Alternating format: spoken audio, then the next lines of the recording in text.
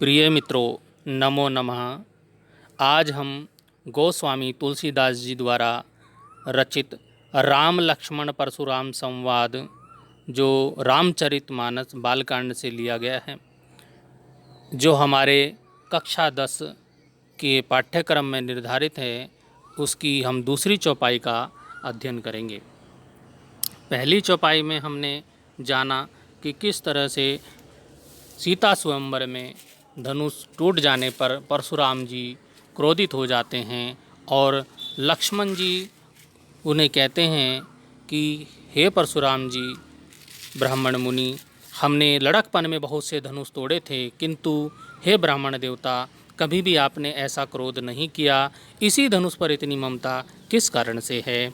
लक्ष्मण जी की बातें सुनकर भृगुकुल केतु परशुराम जी और क्रोधित हो गए और कहने लगे, हे राजपुत्र, तुम काल के वश में हो, इसलिए तुम जो कह रहे हो वह मुँह संभाल कर नहीं कह रहे हो। संपूर्ण विश्व में प्रसिद्ध है ये त्रिपुरारी धनु, शिव जी का यह धनुष क्या लड़कपन में तुम्हारा द्वारा तोड़े गए धनुषों के समान है? इस पर लक्ष्मण जी कहते हैं,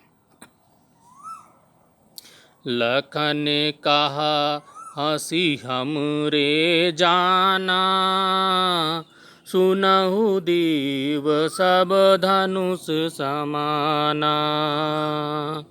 का क्षति लाभु जून धनु तोरे, देखा राम नयन के भोरे। छुअत टूट रघुपति हु न दोषु, मुनि बिनु काज कर कतरोसु। बोले चितई परशु की ओरा, रेसठ सुनिउ सुभाउ न मोरा। बालकु बोली बाधो नहीं तो ही, केवल मुनि जड़ जानहि मोही। बाल ब्रह्मचारी अति कोही, विश्वविदित क्षत्रिय कुल द्रोही।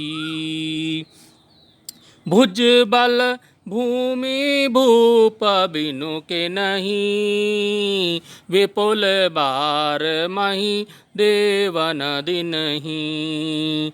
सहस बाहु भुज छेद निहारा, परशु बिलोकु महीप कुमारा। परशु बिलोकु महीप कुमारा। मातु पितहि जनि सोच बस, मातु पितहि जनि सोच बस। करसी महिष किशोर, गर्भन के अर्भक दलन। परशु मोर अति घोर, परशु मोर अति घोर। अब इसमें जो कुछ कठिन शब्द आए हैं उनका अर्थ जान लेते हैं। हंसी का अर्थ होता है हंसकर। जून पुराने, लक्ष्मण जी ने कहा कि जून धन का क्षति लाभु, जून धनु तोड़े मतलब पुराने धन को तोड़ने से। भोरे मतलब धोखे से। छुअत छूते ही। रोसु देख कर, रोसु मैंने क्रोध, रोसु हो गया क्रोध। चितई देख कर, परसु मैंने फरसा। सठ दुष्ट, बधों बध करना। भूप राजा भुज बुझाएं। मही देवन ब्राह्मणों को। गर्भन गर्भ के, अर्भक बच्चे। अब इसका अर्थ समझ लेते हैं। लखन कहा हंसी हमरे जाना, लक्ष्मण जी ने कहा, हंसी हंसकर, लक्ष्मण जी हंसकर कहने लगे, सुनहु देव सब धनुष समाना। हे देव, हे परशुराम जी, हे मुनि, सुनिए, सुनहु देव सुनिए, देव परशुराम जी, सब धनुष समाना। हमारी समझ से तो सारे धनुष समान हैं, बराबर हैं। का क्षति, का क्षति, का मैंने क्या, क्षति मैंने हानि, नुकसान, लाभ लाभ, जून पुराने, धनु धनुष को, तोड़े मैंने तोड़ने से। हमें पुराने धनुष को तोड़ने से क्या लाभ या हानि हो सकती है? देखा राम नयन के भोरे, राम जी ने इसको, श्री रामचंद्र जी ने इसको धोखे से, भोरे होता है धोखे से, धोखे से क्या कर दिया, इसको देख लिया। नयन मैंने आँखों से, इशारे से इसको देख लिया, धोखा हो गया राम जी को, और धोखे से इसको देख लिया, और छुअत टूट, छूते ही टूट गया। छुअत टूट, छूते ही यह धनुष टूट गया। रघुपति हूँ न दोषु, रघुपति श्री रामचंद्र जी, रघुपति किसको बोलते थे? श्री रामचंद्र जी को। रघुपत हूँ न दोषु, रघुपति श्री रामचंद्र जी का इसमें कोई दोष नहीं है, ना दोषु, कोई दोष नहीं है। मुनि, हे मुनि परशुराम जी, बिनु काज, बिना कारण ही, कर ये कतरोसु, कर रहे हो कितना रोष क्रोध, आप बिना कारण ही इतना क्रोध क्यों कर रहे हो? लक्ष्मण जी की ये बातें सुनकर परशुराम जी को फिर क्रोध आ गया और बोले, बोले चितई परशु की ओरा, बोले चितई मैंने देख कर, चितई देख कर, परशु, परशु अपना फरसा, की ओरा, और अपने फरसे की ओर देखकर बोले, क्या बोले? रे सठ, रे मैंने हे, सठ है ना दुष्ट, हे दुष्ट, सुने ही, सुना नहीं तुमने, स्वभाव स्वभाव न मोरा, न मेरा, मेरा स्वभाव तुमने नहीं सुना है, शायद तुम मेरे स्वभाव के बारे में नहीं जानते हो।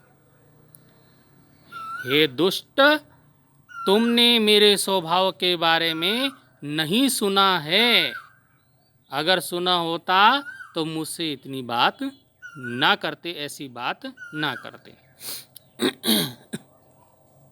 बालकु बोली बधौ नहीं तो ही, बालकु बालक, बालकु ने बालक, बोली मैंने समझ कर, बधौ, बधौ में वध करना, मारना, नहीं तो ही, तो नहीं मैंने नहीं, तो ही मैंने तुमको, मैं तुझे, तुम्हें बालक समझकर तुम्हारा वध नहीं कर रहा हूँ, तुम्हें मार नहीं रहा हूँ।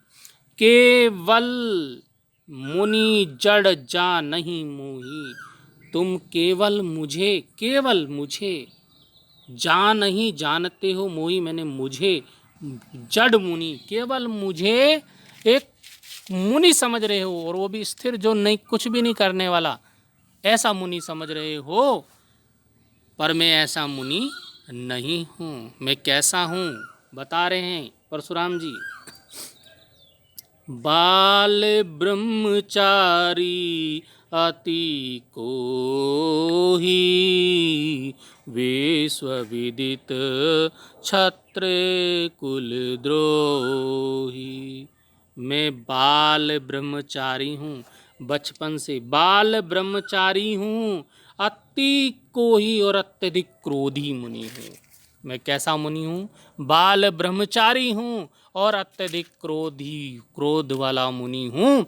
विश्व विदित क्षत्रिय कुल द्रोही, विश्व, विश्व विदित, सारा विश्व जानता है, सारा संसार जानता है।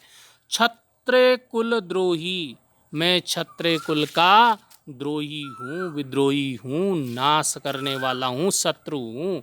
मैं क्षत्रिय कुल का, राजाओं का शत्रु हूँ। ये सारा संसार जानता है। भुज बल भूमि भूप बिनु के नहीं। भुज मैंने भुजाओं का, बल मैंने बल, ताकत। अपनी भुजाओं की ताकत से मैंने अपनी भुज बल से, अपनी भुजाओं के बल से भूमि, इस पृथ्वी को, भूप मैंने राजा, बिनु कीनी बिना कर दिया था, बिना राजाओं के कर दिया था। मैंने अपनी भुजाओं के बल से इस भूमि को, इस पृथ्वी को बिना राजाओं वाली कर दिया था। विपुल बार, कई बार मैंने अपनी इन भुजाओं की ताकत से, अपनी भुजाओं के बल से पृथ्वी को राजाओं से विहीन कर दिया था। विपुल बार, कई बार। मही देवन दिन ही, मही देवन होता है ब्राह्मण, मही देवन, मही पृथ्वी के देवता ब्राह्मण, दिन ही दे दिया। मैंने कई बार अपनी भुजाओं के बल से भूमि को राजाओं से विहीन कर दिया, राजाओं से छीन लिया, राज्य को छीन लिया और ब्राह्मणों को उन दान में दे दिया। कहने का मतलब, मैंने अपनी भुजाओं के बल पर पृथ्वी को अनेक बार राजाओं से रहित कर दिया और उसे ब्राह्मणों को दे दिया, अर्थात पृथ्वी पर ब्राह्मणों का राज्य स्थापित कर दिया। सहस बाहु भुज छेद निहारा, परसु बिलोकु महिप कुमारा। हे महिप कुमारा होता है राजपुत्र, राजा का बालक। ये कल भी आया था, पिछले वीडियो में भी हमने बात की थी। हे राजा के बालक, तो महिप कुमार मतलब राजा का बालक। तो क्या कह रहे हैं परशुराम जी? हे राजा के बालक, हे राजपुत्र, सहस बाहु छेद निहारा। मैंने आपको पहले भी बताया था कि सहस्र बाहु एक राजा था जिसकी भुजाओं को, 1000 भुजाओं को परशुराम ने अपने फरसे से काट दिया था, उसका वध कर दिया था। तो उसी का यहाँ पे फिर से वर्णन आया है कि सहस बाहु भुज छेद निहारा, परसु बिलोकु महिप कुमारा। हे राजपुत्र, हे राजा के बालक लक्ष्मण, परसु बिलोकु, परसा देखो, ये मेरा फरसा देखो, ये मेरा फरसा देखो। ये कौन सा फरसा है? सहस बाहु भुज छेद निहारा। सहस्र बाहु की भुजाओं को, सहस्र बाहु भुज, सहस्र बाहु राजा की भुजाओं को छेद निहारा, काटने वाला। हे राजपुत्र, सहस्र बाहु की भुजाओं को काटने वाले इस फरसे को देख। और अगली बात, मात पितहि जनी सोच बस। और मातु मैंने माता, पिता ही पिता, माता और पिता, जनी सोच बस, माता और पिता के बारे में सोच, अपने माँ बाप के बारे में सोच। करसी महिष किशोर, हे महिष किशोर, हे राजा के बालक, अपनी माता पिता के बारे में सोच। तुम अपने माता पिता के विषय में सोचो। कहना करता था, यदि तुम मेरे क्रोध के शिकार हो गए, अर्थात मेरे हाथों तुम्हारा वध हो गया, तो बेचारे तुम्हारे माता पिता क्या करेंगे, उनका क्या होगा? उनका तो रो रो कर बुरा हाल हो जाएगा। इसलिए मेरे सामने से हट जाओ। आगे कहते हैं परशुराम जी कि गर्भन के अर्भक दलन, परशु मोर अति घोर। और मेरा फरसा कैसा है? मेरा फरसा बड़ा भयानक है। गर्भन के अर्भक दलन, गर्भन मैंने गर्भ में, पल रहे गर्भ में पल रहे, गर्भ के अर्भक मैंने बच्चे, दलन मैंने मारने वाला, परसु ये मेरा फरसा है, मोर मैंने मेरा, अति मैंने अत्यधिक, घोर मैंने निर्दयी, बहुत ही निर्दयी है ये, मेरा यह फरसा बड़ा भयानक है, इसने गर्भ में पल रहे बच्चों को भी मारा है, अर्थात यह बहुत ही निर्दयी है। कहने का तात्पर्य है, परशुराम जी कहते हैं कि जब मैंने राजाओं को क्षत्रियों से विहीन किया तो मैंने उनके गर्भ में पल रहे बच्चों को भी इस फरसे से समाप्त कर दिया था। तो ये मेरा फरसा बहुत ही निर्दयी है, इसलिए तुम मेरे सामने मत आओ, मेरे सामने से हट जाओ। तो आगे अब इस पे जो परीक्षा में पूछा जाता है प्रश्न, परीक्षा में क्या होता है, परीक्षा में चौपाई दी होती है और उसके नीचे कुछ प्रश्न दिए रहते हैं। इस चौपाई के आधार पर, इसके अर्थ के आधार पर उन प्रश्नों का उत्तर परीक्षा में लिखना होता है। तो सबसे पहले प्रश्न का हम अध्ययन करेंगे। सबसे पहले तो प्रश्न आता है कि कवि और कविता का नाम लिखिए। तो कवि और कविता का नाम, कवि इसमें गोस्वामी तुलसीदास जी हैं और कविता है राम लक्ष्मण परशुराम संवाद, जो रामचरितमानस से ली गई है। अब इसका भावार्थ, इस पद का भावार्थ स्पष्ट कीजिए। भावार्थ मैंने अभी आपको बताया और आप इसका अध्ययन इसमें यहाँ भी कर सकते हैं भावार्थ में। तो ये भावार्थ लिखा है यहाँ पे, भावार्थ कि परशुराम जी की बात सुनकर लक्ष्मण जी हंसकर कहने लगे, हे देव सुनिए, मेरी समझ से तो सभी धनुष एक समान हैं। तो आप इसको अध्ययन कर लेंगे और मैं आपको अर्थ इसका बता चुका हूँ, तो इसको आप भावार्थ इसमें देख सकते हैं। अब हम तीसरे प्रश्न की ओर चलेंगे। इस पद का काव्य सौंदर्य लिखिए। इस पद का काव्य सौंदर्य इस पद का पूछा जाता है। तो काव्य सौंदर्य में हम क्या लिख सकते हैं, लक्ष्मण जी ने धनुष को पुराना कहकर परशुराम जी से कुतर्क किया था, इस तर्क ने अग्नि में घी का काम किया, अर्थात उनके क्रोध को और बढ़ा दिया। परशुराम जी अपने क्रोध की विशेषताएं बता रहे हैं, उनको कितने गुस्से वाले हैं इसमें बताया गया है। भाषा, अवधि भाषा का प्रयोग चौपाइयों में हुआ है और अलंकार, अनुप्रास, रूपक का प्रयोग हुआ है। छंद इसमें चौपाई है और अंतिम दो पंक्तियों में, जैसा मैंने पहले भी बताया था, दोहा छंद का प्रयोग हुआ है। प्रश्न संख्या, अगले प्रश्न संख्या की ओर चलेंगे। प्रश्न है, लक्ष्मण ने परशुराम को क्या कहकर चिढ़ाया। लक्ष्मण ने कैसे चिढ़ाया परशुराम को कि उनका गुस्सा और बढ़ गया। तो लक्ष्मण ने हंसकर परशुराम को यह कहते हुए चिढ़ाया कि हम तो सभी धनुष को एक जैसा समझते हैं, उस पुराने धनुष को तोड़ने से हमारा कोई लाभ या हानि नहीं है। श्री राम ने उसे नया धनुष समझकर देखा भर था, किंतु वह छूते ही टूट गया। आप तो बिना कारण ही, अकारण ही क्रोध कर रहे हैं। अगले प्रश्न की ओर चलेंगे। लक्ष्मण जी ने धनुष टूटने के क्या बताया। लक्ष्मण जी, बहुत इंपॉर्टेंट क्वेश्चन है, महत्वपूर्ण है कि लक्ष्मण जी ने धनुष टूटने का क्या कारण बताया। तो लक्ष्मण जी ने धनुष टूटने का कारण धनुष का पुराना होना बताया। लक्ष्मण जी ने परशुराम जी को धनुष टूटने का कारण उसका पुराना होना बताया। अगला जो प्रश्न इस पर आधारित हो सकता है, इस चौपाई पर, वो है कि परशुराम जी ने अपनी क्या विशेषताएं बताई। तो क्या विशेषताएं बताई परशुराम जी ने अपने बारे में।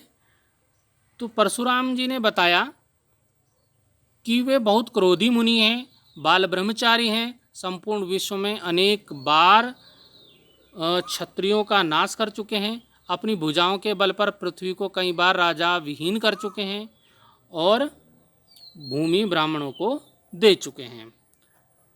अगला प्रश्न जो हो सकता है इस पे आधारित, वो है कि परशुराम जी ने परशुराम जी लक्ष्मण जी को क्यों नहीं मार रहे थे, क्या कारण बताया परशुराम जी ने कि मैं तुम्हें क्यों नहीं मार रहा हूँ। तो उन्होंने बताया कि परशुराम जी ने लक्ष्मण को बालक समझकर नहीं मार रहे हैं। उन्होंने लिखा है कि बालक समझिलो कि बधो नहीं तो ही, ये दिया है कि बालक बोली बधो नहीं तो ही, कि मैं बालक समझकर तुमको नहीं मार रहा हूँ। तो अर्थ हमने समझा, एक बार और अर्थ को हम भावार्थ को उसके समझ लेते हैं। परशुराम जी की बात सुनकर लक्ष्मण जी हंसकर कहने लगे, हे देव सुनिए, मेरी समझ से तो सभी धनुष एक समान है।